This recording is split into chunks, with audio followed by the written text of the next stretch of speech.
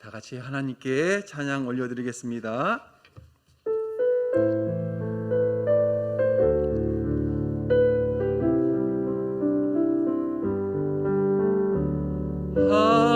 하나님께로 더 가까이 갑니다. 고통 가운데 계신 주님, 변함없는 주님의 크신 사랑, 영원히 주님만을 섬기리. 하나님은 영이시니 예배하는 자가 영과 진리로 예배할지니라. 아멘.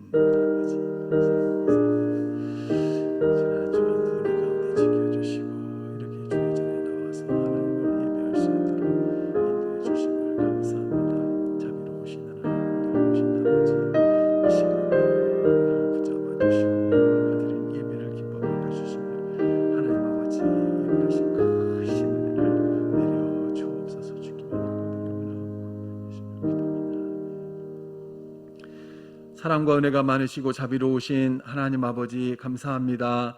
지난 한 주간도 주의 은혜로 저희들 붙들어 주시고 인도하여 주시며, 또 이렇게 거룩한 주일 주회전에 나와 하나님을 예배할 수 있도록 인도하여 주셔서 감사합니다. 하나님을 예배할 수 있는 것이 얼마나 크신 은혜인지 다시 한번 고백하며 온 몸과 온 마음과 온 정성을 다하여 살아계신 하나님을 예배하는 복된 시간이 되게 하여 주옵소서. 연약한 몸 이끌고 주 앞에 나왔습니다. 우리를 받아주시고 하나님 아버지, 우리를 굽어 살펴주시며 예배하신 한없는 은혜로 채워 주옵소서. 감사드리오며 우리 구주 예수 그리스도의 이름으로 기원하옵나이다. 아멘. 지난 한 주간을 돌아보며 참회의 기도를 드립니다.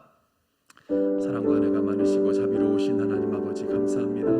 하나님을 예배하며 지난 한 주간 우리의 삶의 모습들을 돌아봅니다. 하나님의 자녀로서, 하나님 아버지 거룩한 주의 백성 성도로서 하나님의 뜻을 따라 말씀을 따라 얼마나 순종하며 살아왔는지, 하나님을 거스르며 교만하지 않았는지, 세상의 빛과 소금의 사명을 감당하지 못하여 하나님의 영광을 가리지는 않았는지 이 시간 돌아보기를 원하오니 주님, 이 시간 깨닫게 하시고 정말 우리의 모든 허물과 죄악들을 자복하며 회개하는 귀한 시간이 되게 하옵소서. 하나님 아버지, 보고 듣고 말하고 행하며 범한 죄악들을 불쌍히 여겨 주옵소서.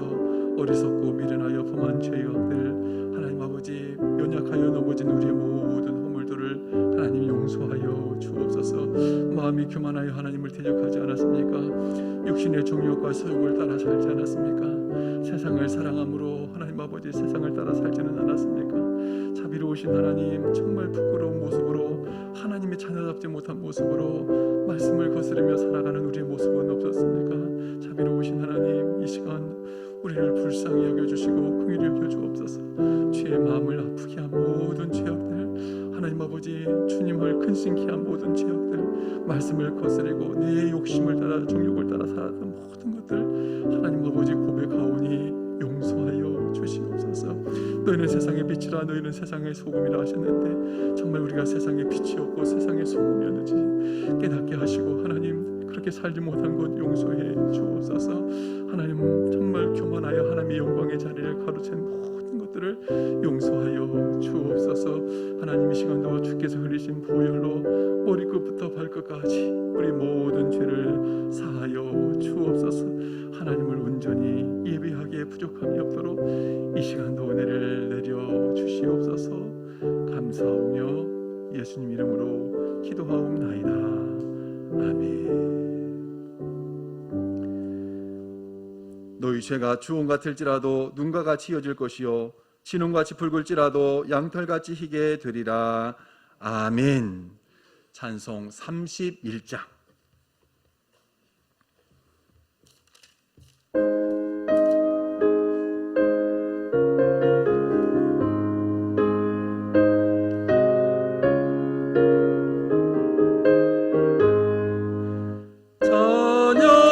찬양하라 복되신 구세주 예수.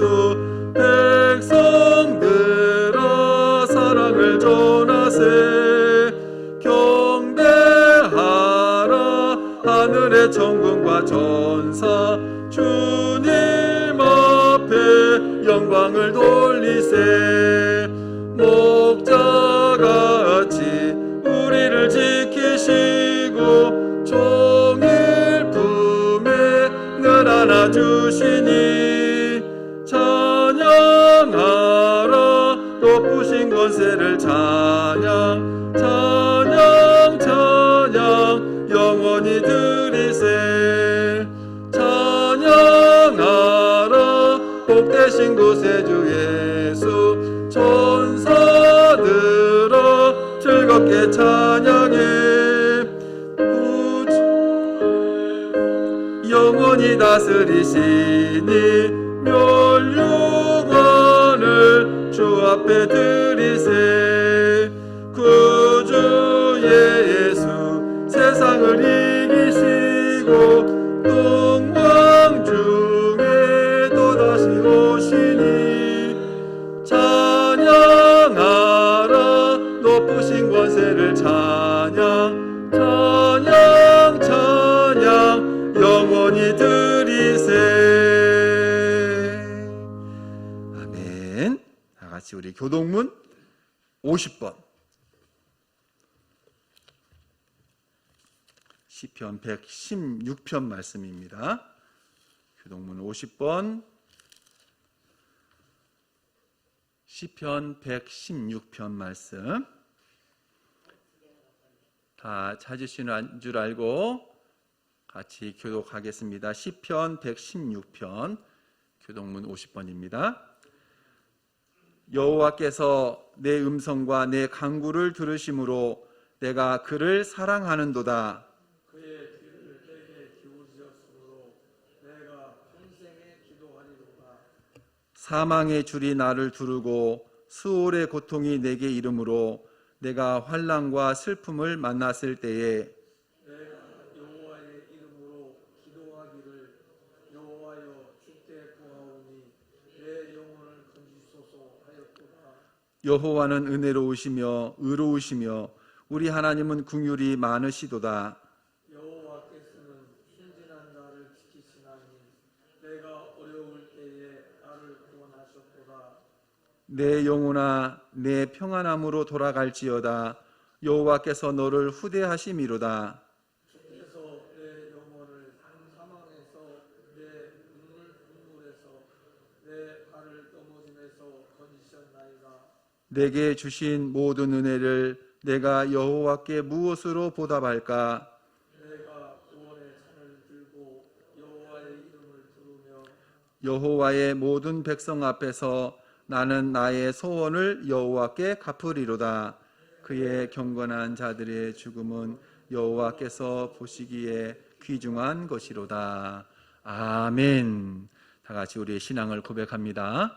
전능하사 천지를 만드신 하나님 아버지를 내가 믿사오며 그 외아들 우리 주 예수 그리스도를 믿사오니 이는 성령으로 잉태하사 동정녀 마리아에게 나시고 본디오 빌라도에게 고난을 받으사 십자가에 못 박혀 죽으시고 장사한 지 사흘 만에 죽은 자 가운데서 다시 살아나시며 하늘에 오르사 전능하신 하나님 우편에 앉아 계시다가 저리로서 산자와 죽은 자를 심판하러 오시리라. 성령을 믿사오며 거룩한 공회와 성도가 서로 교통하는 것과 죄를 사하여 주시는 것과 몸이 다시 사는 것과 영원히 사는 것을 믿사옵나이다. 아멘. 찬송 545장.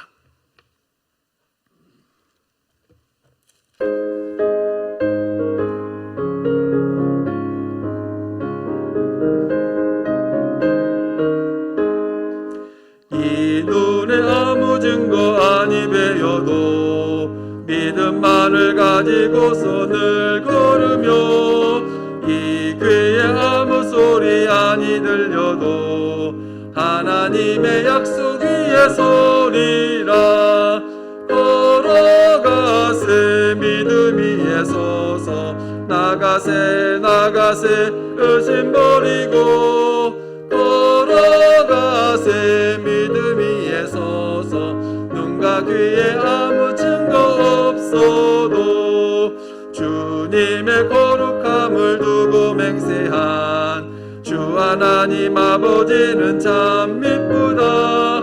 그 귀한 모든 약속 믿는 자에게 능치 못할 무슨 일이 있을까.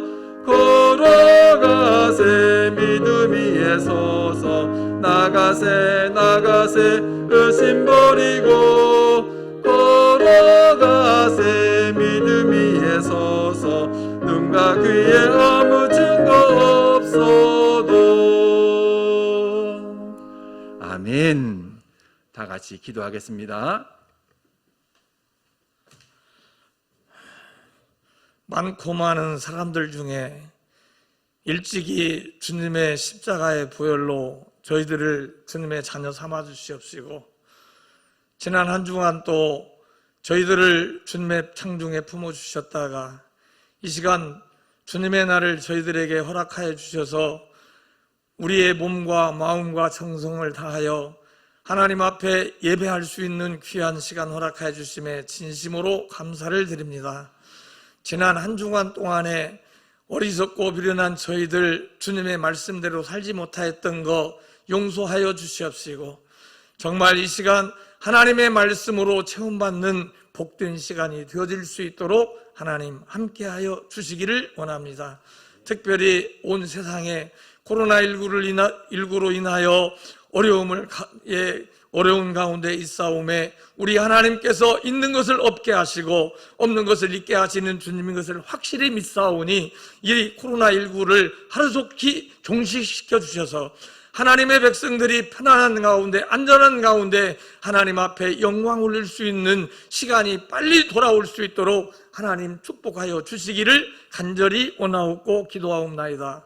특별히 아버지 하나님, 우리 성도님들 중에는 이 자리에 참석하지 못한 자들 있사오매 어느 곳에 있든지 이 자리를 기억할 수 있게 하시고 우리에게 주시는 것과 마찬가지로 한 가지로 은혜 받는 복된 귀한 시간이 되어질 수 있도록 무릎을 수습하여 주시기를 간절히 원합니다.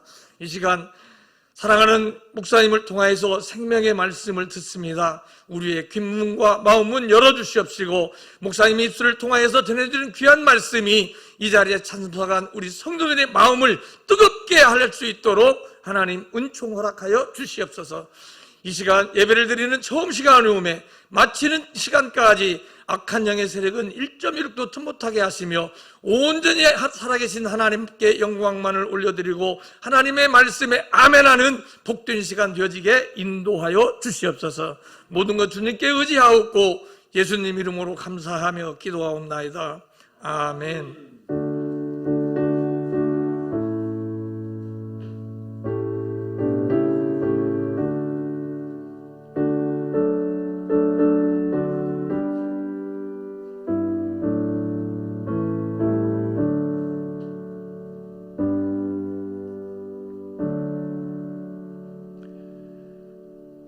우리에게 주시는 하나님의 말씀 창세기 41장 46절에서 57절입니다. 창세기 41장 45절에서 57절.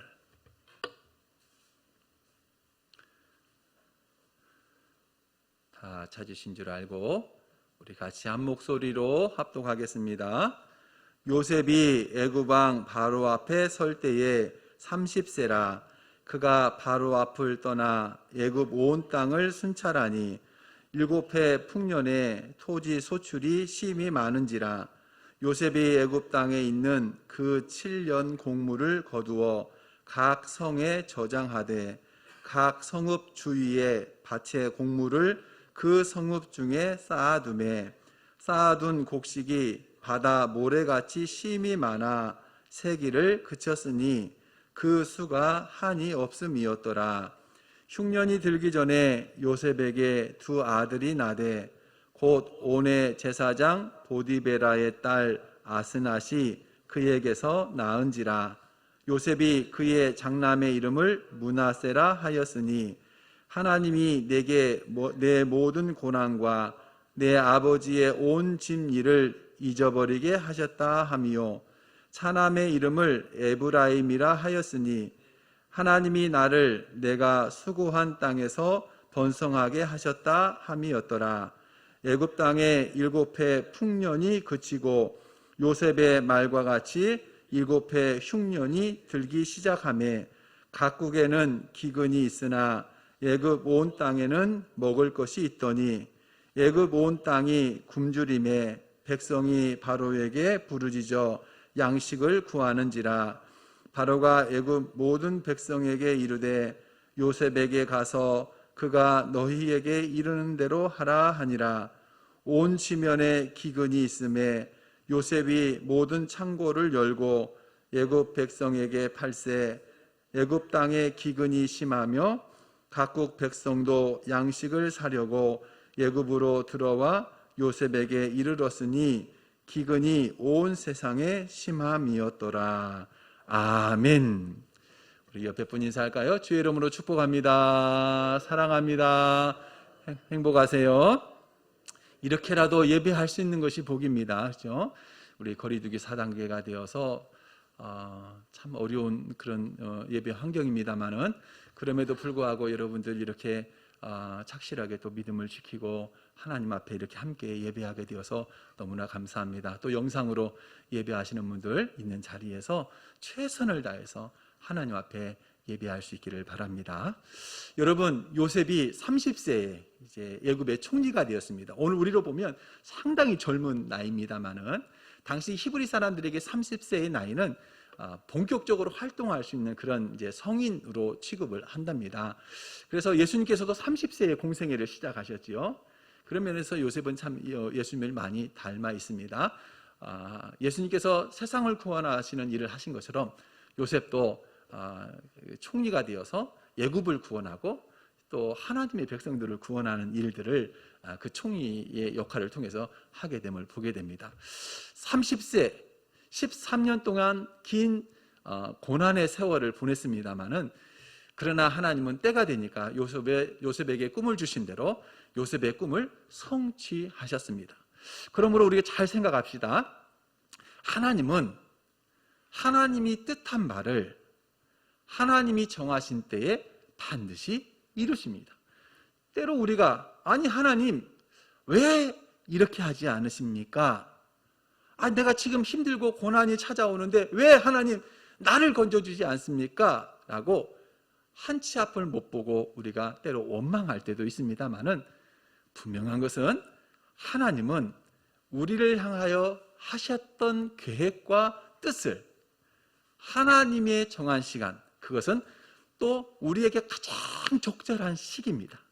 여러분, 요셉이 애굽의 총리가 될 시기가 되니까 13년의 세월이 끝난 다음에 그렇게 총리가 될 수 있었던 거예요. 아무 때나 막 옥살이에서 건져준다고 되는 것이 아닙니다. 그러니까 우리는 모르지만 하나님은 가장 적절한 시기에 하나님의 뜻을 반드시 성취하시는 하나님이심을 우리에게 잘 보여줍니다. 그 하나님을 믿으시기를 축복합니다. 자, 그러면 우리는 어떤 자세? 고난의 시간이 있고 힘든 일이 있다고 원망하고 낙심하지 말고 하나님의 때를 하나님의 때 하나님께서 뜻을 이루시도록 참고 인내하면서 믿음으로 하나님을 붙드는 거예요. 그 시간이 요셉은 13년의 세월이었습니다. 아브라함은 25년의 세월이었습니다. 우리는 다 알 수 없지만 하나님께서 하나님의 뜻을 반드시 이루실 것을 믿고 우리가 좀 인내하고 참으면서 그때를 기다리면 하나님은 가장 좋은 것으로 우리에게 베푸시는 하나님이심을 믿고 꼭 믿음으로 승리하는 저와 여러분들 되시기를 축복합니다. 자, 오늘 본문을 보면 하나님께서 애굽의 총리가 된 요셉이 어떻게 활동하는지 그리고 어떻게 그의 믿음을 드러내는지 오늘 말씀을 통해서 우리에게 잘 보여주는데 함께 이 말씀을 통해서 우리가 교훈을 받고 은혜를 나누고자 합니다. 첫째, 요셉은 풍년의 때를 낭비하지 않았습니다. 여러분, 하나님께서 바로의 꿈을 꾸게 하시고 또 요셉을 통해서 해석하신 것처럼 7년 이제 풍년을 맞이했습니다. 애굽 땅에 정말 기름진 땅이기도 합니다만은 하나님께서 이 애굽 땅에 풍년을 주셨는데 대풍년을 주셨어요. 대풍년. 얼마나 큰 풍년이냐? 오늘 말씀 보면 47절 말씀 보면 토지 소출이 심히 많았다. 토지 소출이 곡식들이 얼마나 많이 나오는데 심히 많았어요. 49절에는 쌓아둔 곡식이 바다 모래같이 심히 많아서 세기를 그쳤으니 그 수가 한이 없었다. 이렇게 말씀하고 있습니다. 그러니까 풍년의 때에 다른 어떤 풍년보다도 더 큰 풍년이 되어서 곡식을 쌓아두는데 바다의 모래처럼 셀 수 없이 많을 만큼 엄청난 풍년을 이루었습니다. 이 풍년이 어디서 나왔을까요? 물론 열심히 또 농사도 짓고 했습니다만은 여러분, 하나님이 적절한 때에, 적절한 기후에, 적절한 또 비에, 햇빛에, 그래야 곡물이 자라는 것이죠. 지금 우리가 지금 계속 늦은 이 가을 장마를 맞이하고 있습니다만은 이런 이 장마가 오면 곡물에 많은 피해가 있는 것이잖아요. 발육이 제대로 되지 않고 곡식 열매가 제대로 맺어지지 않잖아요. 그러니까 풍년이 들었다는 것은 하나님의 특별한 은혜가 있어서 모든 여건들, 조건들이 잘 세워지고 이루어져야만이 풍년을 이루는 것이죠. 우리 힘만으로 되는 게 아닙니다. 우리 경험하시죠? 열심히 가꾸었지만 하나님께서 비를 주지 않으면 안 되고 햇빛을 주지 않으면 안 된다는 것을 우리는 경험적으로 알고 있습니다. 여러분, 애굽의 7년 대풍년은 하나님이 꿈으로 보여주신 것처럼 하나님이 특별한 은혜로 말미암아 애굽의 7년 풍년이 찾아온 것입니다.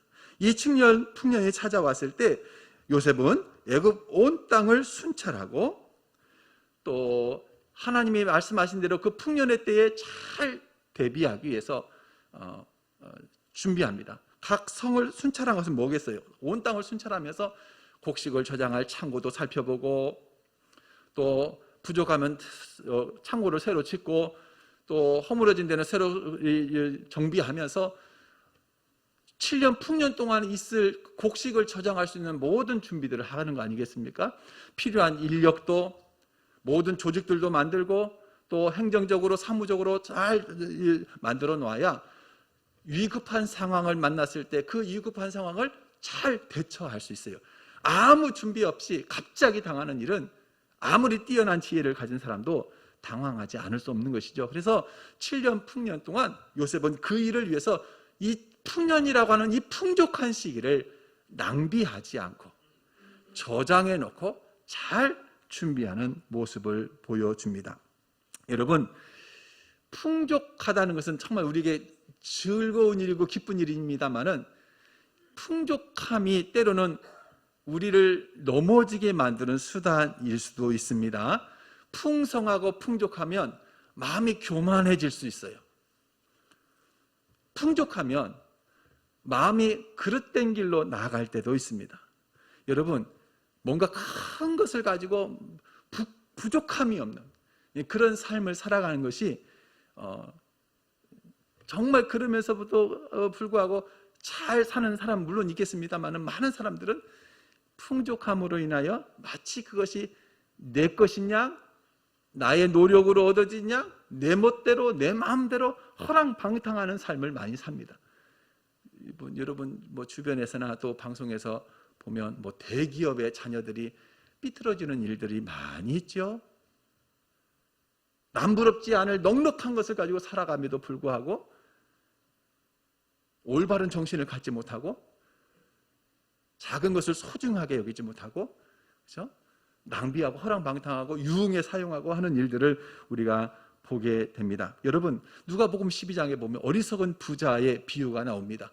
하나님께서 그의 소출을 풍족하게 하심으로 이 어리석은 부자가 생각하기를 큰 창고를 짓고 곡식을 쌓아두자. 그리고 자기 영혼에게 말하기를 몇 년 동안 쓸 물건이 있으니 마음껏 먹고 마시고 즐거워하자. 내 영혼아 걱정하지 말고 내 멋대로 한번 써보자. 멋대로 한번 살아보자. 여러분, 그게 인간의 마음입니다. 넉넉하게 있으면 마음껏 해보고 싶고 마음껏 낭비하고 싶고 또 이렇게 방탕하게 살아가는 그런 모습들을 우리가 많이 보죠. 탕자의 비유에서도 본 것처럼 아버지의 재물을 가지고 허랑방탕하게 사용하죠. 여러분, 우리에게 갑자기 큰 돈이 생긴다면 100억이라고 하는 큰 돈이 생긴다면 여러분의 삶이 어떻게 바뀔 것 같습니까? 100억이 여러분에게 생긴다면 나에게 갑작스럽게 100억이라고 하는 큰 돈이 생긴다면 여러분 이후의 삶이 어떻게 될 것 같습니까? 에이! 그동안 수십 년 동안 농사짓는 내가 뭐 이제 앞으로 무슨 농사지면서 고생하랴 다 때려치워버리고 100억 가지고 막 마음대로 쓰고 싶고 하고 싶은 거 다 하고 싶습니까? 진짜 그렇더라고요. 여러분, 우리나라도 이렇게 복권이 있고 로또가 있습니다만은 미국도 이 복권이나 로또가 많이 발전되어 있습니다. 유행도 하고요. 미국에 유명한 복권이 있답니다. 메가밀리언이라고 하는 것, 파워볼이라고 하는 그런 복권이 있는데요. 거기는 이제 뭐 복권 인구도 많고 복권 사는 사람도 많기 때문에 1등 상금이 상당히 금액이 큽니다.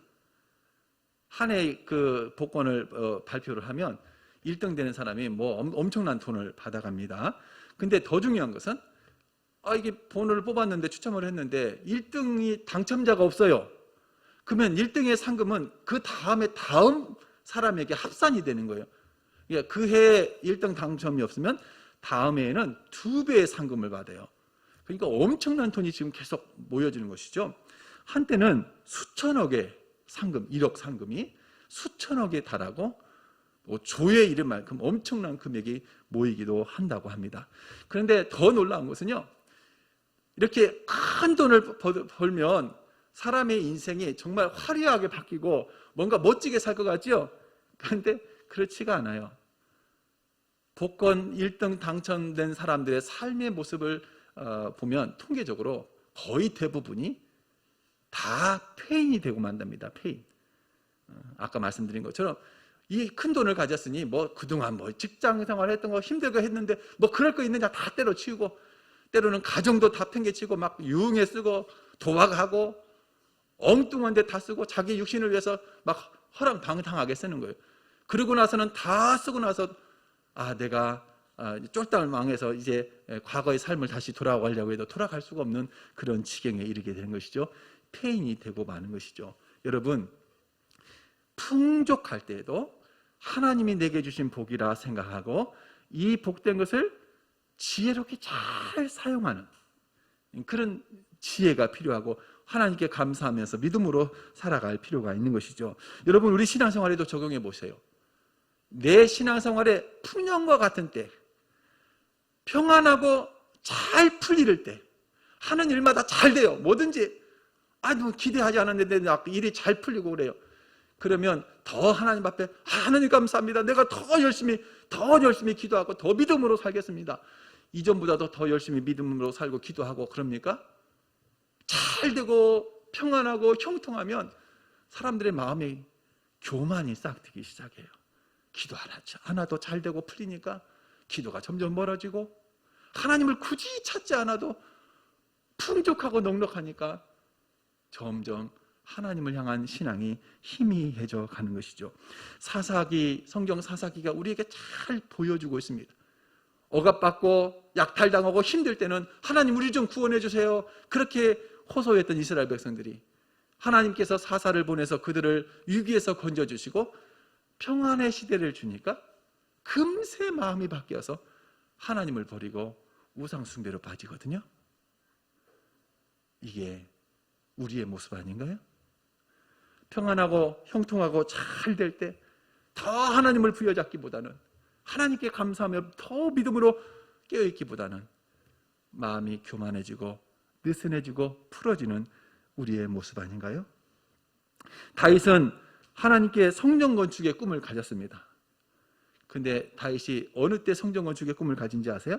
사무엘하 7장 1절 말씀 보면 여호와께서 주위의 모든 원수를 무찌르사 왕으로 궁에 평안히 살게 하신 때에 다윗의 마음에 나는 이렇게 궁에 평안히 거하는데 하나님의 궤는 저 천막 속에 있구나. 그런 마음을 가져요. 힘들고 어렵고 많은 고생을 하고 위기의 순간에도 다윗은 하나님을 부여잡았지만 그가 왕궁에 편안하게 거할 때, 모든 원수를 무찌르고 더 이상 근심 걱정이 없을 때, 정말 왕으로서 정말 편안한 순간에도 그는 하나님을 잊지 않고 하나님의 궤를 생각하고 하나님의 성전을 지으려는 그런 마음을 가졌던 것이죠. 그러니까 하나님께서 다윗에게 복을 주시는 거예요. 여러분, 평안하고 풍족할 때, 풍년의 때 경건의 연습을 게을리 하지 말고 다 하나님 앞에 가까이 가도록 최선을 다하는 저와 여러분들 되시기를 주의 이름으로 축복합니다. 두 번째, 요셉은 풍년의 때를 잘 대처했습니다.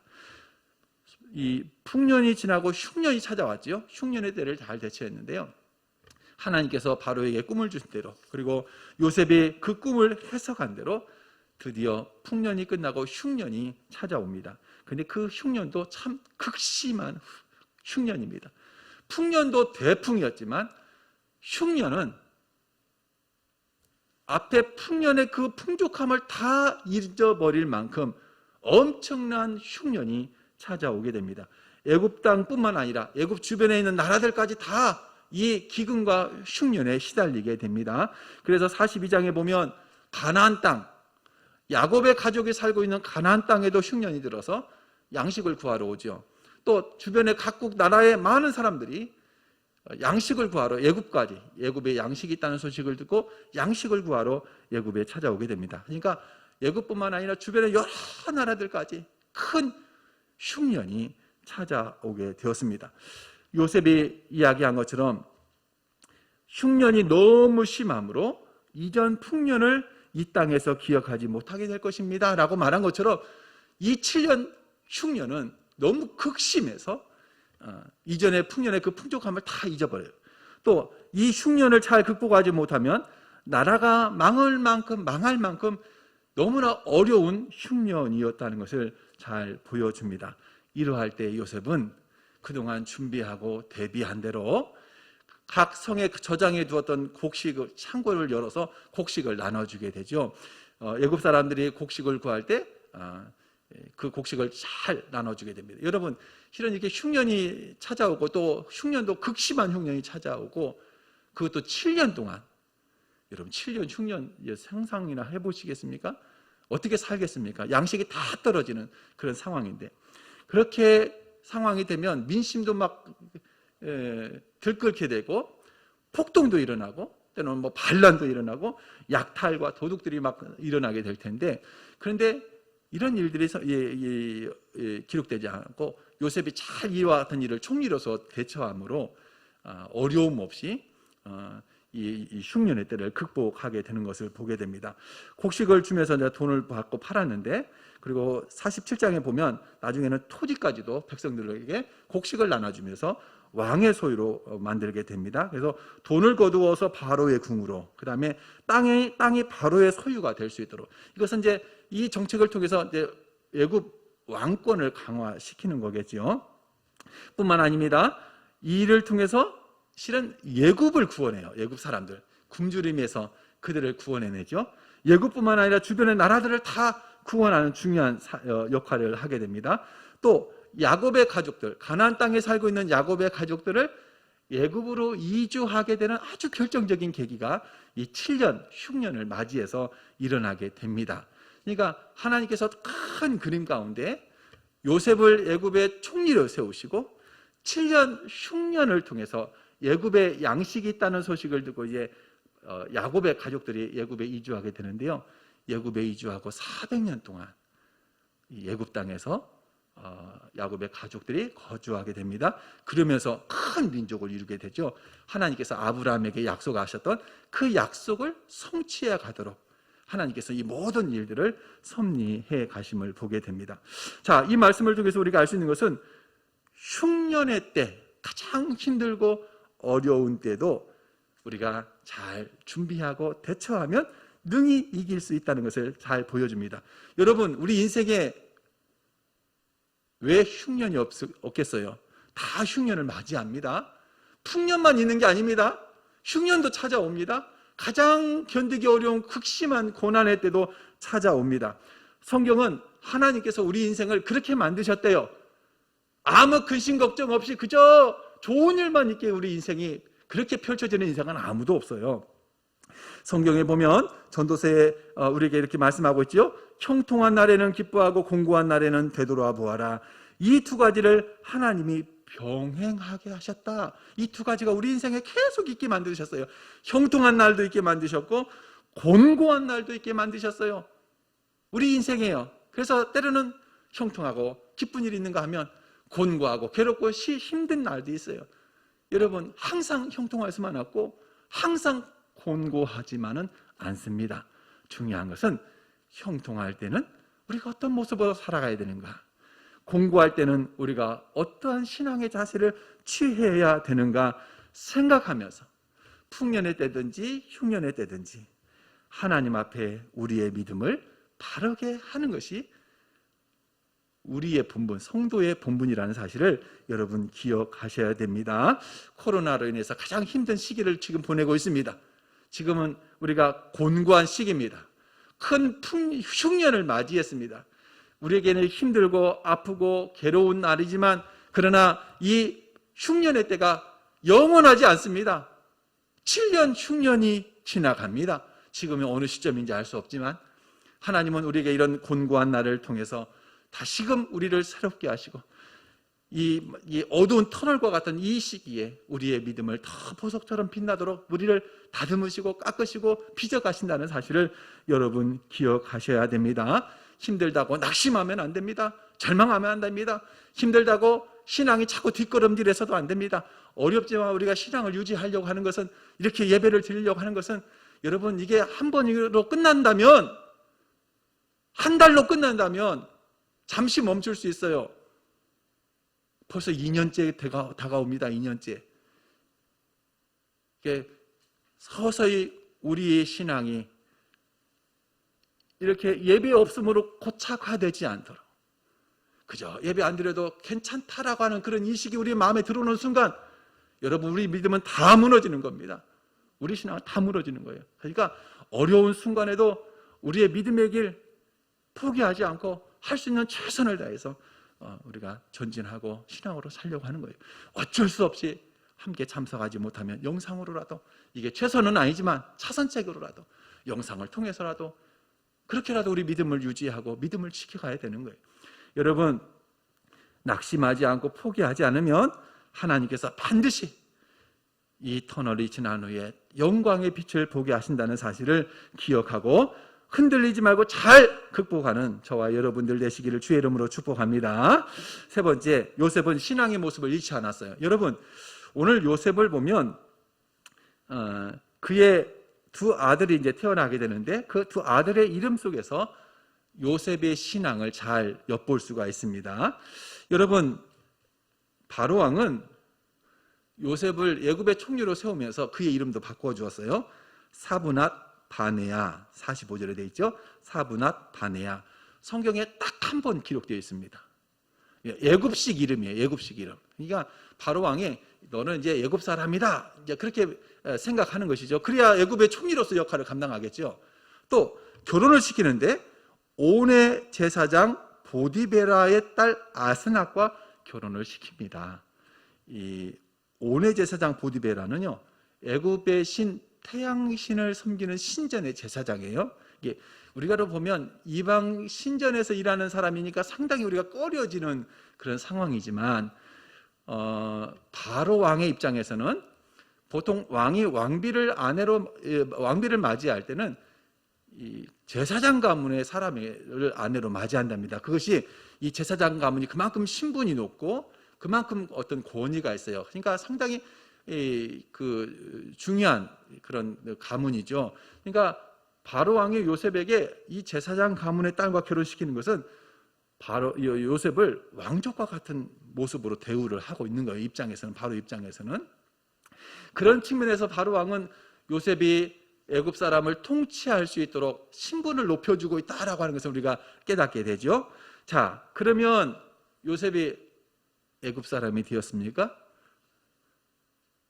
애굽의 여인을 아내로 맞이했다고 애굽 여인의 신을 따르고 있습니까? 성경은 사브낫 바네아라고 하는 이름도 이곳 외에는 사용하지 않아요. 그러니까 바로 왕이 그를 명명해서 부른 이름이고 그 누구도 요셉을 사브낫 바네아라고 성경이 기록하고 있지 않다는 것을 우리가 기억해야 됩니다.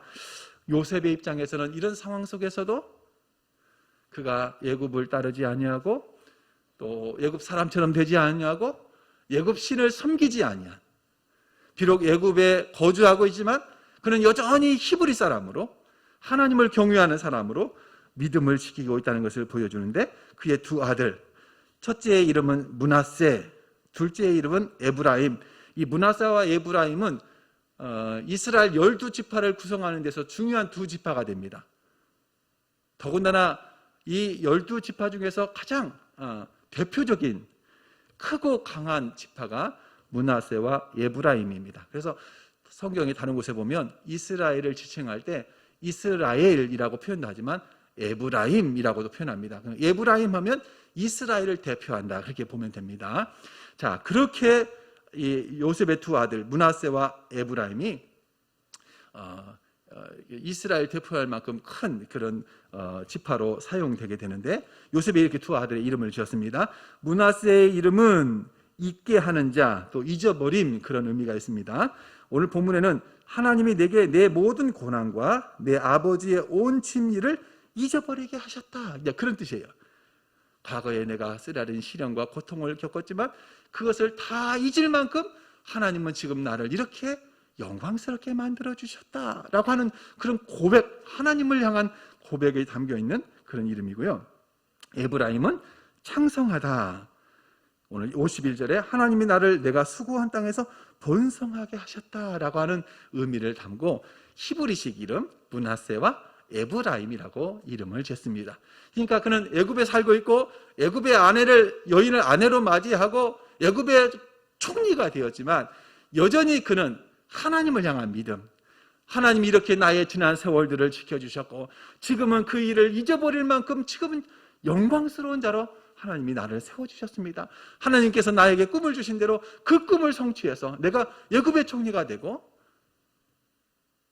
하나님의 뜻을 이루게 되었습니다 라고 하는 그런 믿음과 하나님의 은혜에 대한 고백, 감사의 고백으로 이렇게 자신들의 이름을 지게 되었죠. 여러분, 세상이 아무리 영광스러운 것을 가지고 우리를 유혹해도 신앙인의 모습을 잃어버리면 안 됩니다. 세상의 즐거움에 빠지고 또 취미와 유흥에 빠져서 신앙인의 모습, 하나님의 백성된 모습, 어떤 것보다도 가장 내가 하나님의 자녀다, 하나님의 백성이라고 하는 것이 가장 고상한 신분인데 그 신분을 잃어버리면 안 되는 거예요. 우리의 신앙이 어떤 상황에도 변질되지 않고 잃어버리지 않는 확고한 믿음 위에 서 있는 저와 여러분들 되시기를 주의 이름으로 축복합니다. 말씀을 마칩니다. 여러분, 요셉은 풍년의 때를 낭비하지 않고요, 흉년의 때를 잘 대비했어요.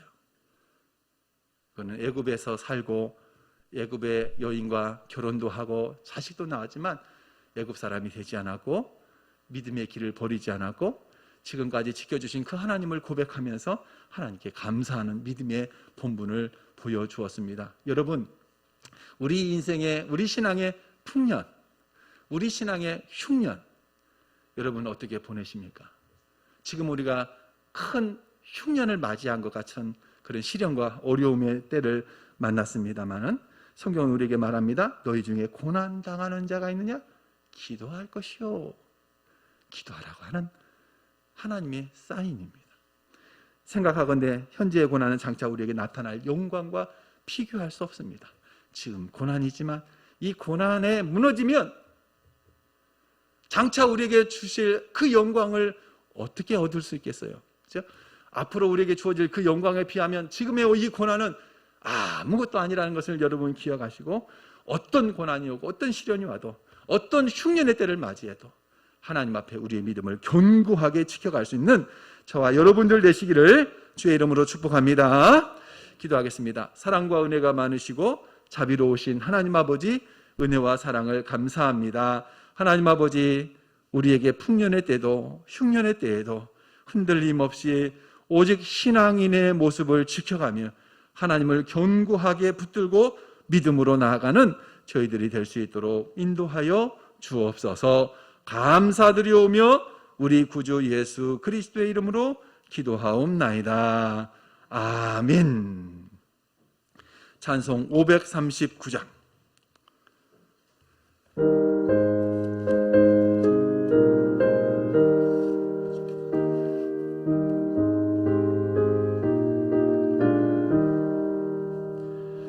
너 예수께 조용히 나가 내 모든 짐 내려놓고 주 십자가 사랑을 믿어 죄사함을 너 받으라. 주 예수께 조용히 나가 내 마음을 쏟아놓으라. 늘은 미리 보시는 주님 그 은혜를 베푸시리. 너 주님과 사귀어 살면 새 생명이 넘치리라. 주 예수를 찾는 이 앞에 참 밝은 빛 비추어라. 주 예수께 조용히 나가 내 마음을 쏟아놓으라. 늘은 미리 보시는 주님 그 은혜를 베푸시리. 아멘. 교회 소식입니다. 예배에 참석하신 모든 분들 주의 이름으로 환영하고 축복합니다. 오늘 세례교인 헌금하는 날이죠. 세례교인 헌금에 동참해 주시기 바라고요. 또 총회를 위해서 함께 기도해 주시기 바랍니다. 우리 지역은 현재 거리두기 4단계로 격상되어 있습니다. 9월 9일까지 금주하고 다음 주까지는 현재 이대로 우리가 예배를 드리게 됩니다. 함께 예배할 수 있는 인원은 영상 제작 인원과 함께 19명까지입니다. 여러분 그렇게 하시고 거리두기 특별히 잘 하셔야 됩니다. 좀 지난주와 달라서 어색할 수 있겠습니다만 한 줄 띄고 그 다음 지그재그로 앉으셔야 돼요. 겹치지 않도록 우리가 할 수 있는 최대한 거리를 두려고 합니다. 나 여기 이 자리가 내 자리야 그러면 안 됩니다. 지금은 내 자리가 아니라 사람이 없는 자리로 찾아가셔야 돼요. 일부러 사람 옆에 없는 자리로 찾아가서 충분하니까 꼭 그렇게 하시기를 바랍니다. 예배 시간도 좀 그래서 더 이렇게 나누어서 최대한 공간을 만들고 있습니다. 그런다고 너무 우리가 염려하고 두려워하면 우리 신앙이 이렇게 위축되고 무너질 수 있으니까 그러지 마시고 방역 또 위생은 철저히 하되 끝까지 우리 믿음 생활 잘 할 수 있길 바랍니다. 수요 예배는 2주간 이 4단계 기간 동안에는 교회 모이지 않고 가정에서 가정 예배로 대신하겠습니다. 주보 뒷면에 우리 수요 가정 예배 순서지를 만들어 놨습니다. 한번 여러분들이 쭉 읽어 보시면서 아주 단순한 질문들 해놨으니까 읽어 보시면서 한번 질문도 답해 보시면 되겠습니다. 또 이거 좀 어렵다 싶으면 여러분 오늘 영상 찍은 거 여러분들에게 보내드리니까 영상을 보셔도 되겠고요. 또 성경을 읽어도 좋습니다. 그냥 의미 없이 보내지 말고 좀 그 수요일에는 저녁 시간에 좀 찬양하고 기도하고 교회를 위해서 기도하고 빨리 이 코로나 잘 이겨낼 수 있도록 위해서 기도하는 그런 시간을 가졌으면 좋겠습니다. 새벽 기도회는 정상적으로 진행합니다. 사람이 많지 않기 때문에 새벽 기도회는 정상적으로 진행하겠습니다. 이번 주 청소는 청소년부에서 헌신하겠습니다. 봉헌합니다.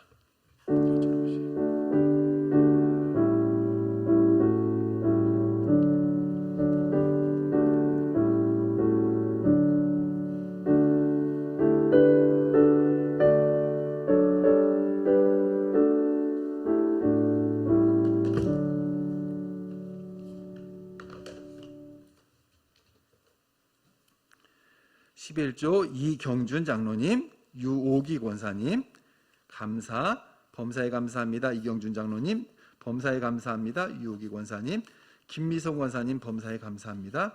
구긴규 집사님 드렸습니다. 세례교인 헌금, 총회 주일 헌금 드렸습니다. 기도하겠습니다.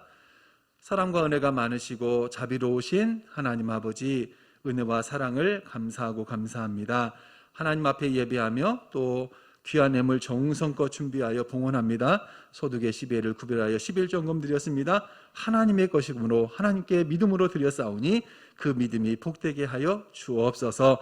감사하여 감사의 예물 드렸습니다. 늘 감사가 넘치는 삶이 되게 하여 주옵소서. 특별히 이렇게 총회 주일을 맞이해서 총회 주일 헌금, 세례교인 헌금 드렸습니다. 하나님 아버지, 주께서 은혜 주셔서 우리 총회가 날로 귀한 사역들을 잘 감당해서 지교회들을 살피는 일에 부족함이 없도록 역사하여 주옵소서. 주정헌금, 성교헌금, 성미, 건축헌금으로 영광 올려드립니다. 드리는 모든 손길들 기억하시고 하늘의 복과 땅에 기름진 것들로 풍성케 하여 주옵소서. 감사드리오며 우리 구주 예수 그리스도의 이름으로 기도하옵나이다. 아멘.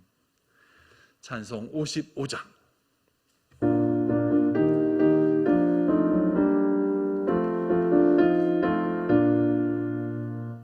주 이름으로 모였던 우리가 지금 헤어질 때에 언제나 함께 하시며 평안케 하소서. 아멘. 이제는 우리 구주 예수 그리스도의 은혜와 하나님 아버지의 크고 놀라우신 사랑과 성령님의 감동, 감화, 역사, 인도하신 은혜가 풍년의 때에도 흉년의 때에도 오직 하나님 의지하며 믿음 지키기 원하는 모든 주의 권속들 머리 위에, 가정과 생업 위에, 군대와 객지에 있는 모든 이들 위에 이제로부터 영원토록 함께 있을지어다. 아멘.